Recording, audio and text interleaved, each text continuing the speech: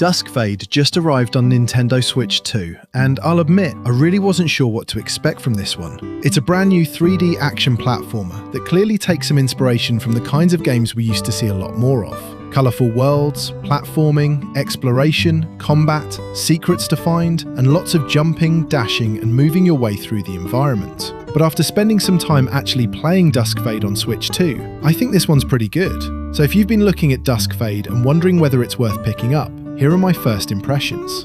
You play as Zirian, a young apprentice accompanied by a mechanical companion named Cuckoo. The world has been plunged into an eternal night, and Zirian's sister has become trapped inside a mysterious clock tower. And right from the beginning, one of the things I really liked about Duskfade was its atmosphere. This isn't an overwhelmingly bright and cheerful platformer. There's a moodiness to the environments and the colours that gives the game a personality of its own. It's still colourful, but everything has this darker atmosphere hanging over it, and I really liked that.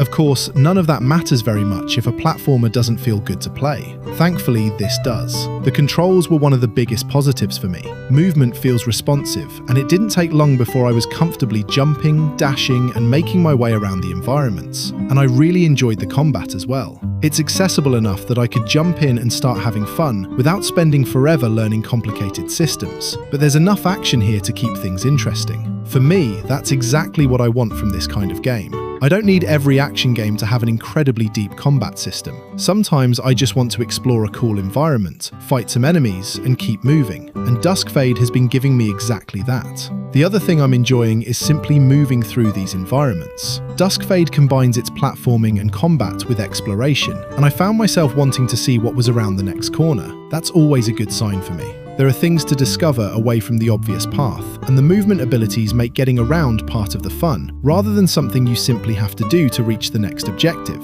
And combined with that darker visual style and atmosphere, the world has been interesting enough that I actually wanted to slow down occasionally and look around. And obviously, if you're considering this version of the game, this is probably one of the biggest questions. How is Duskfade actually on Nintendo Switch 2? Based on what I've played so far, I've been happy with it. The game looks good, the controls feel responsive, and nothing I've encountered so far has gotten in the way of me enjoying it. More importantly, after I stopped thinking about how the game was running and simply started playing, I was having fun. And sometimes that's the best compliment I can give a game. Obviously, these are still my first impressions. I haven't finished Duskfade, and I'm not going to pretend I've seen everything it has to offer after one session. But based on what I've played so far, yeah, I'm enjoying this one. I like the atmosphere. I really like the moody colours. The controls feel good. The combat is fun. And most importantly, when I finished recording my footage, I wanted to keep playing. If you're someone who misses this style of 3D action platformer, I think Duskfade is absolutely worth taking a look at on Nintendo Switch 2. I'll definitely be spending some more time with it. If you've already picked up Duskfade, let me know what you think of it in the comments. And if you're considering buying it, hopefully this gave you a better idea of what to expect from the Switch 2 version. Thanks for watching.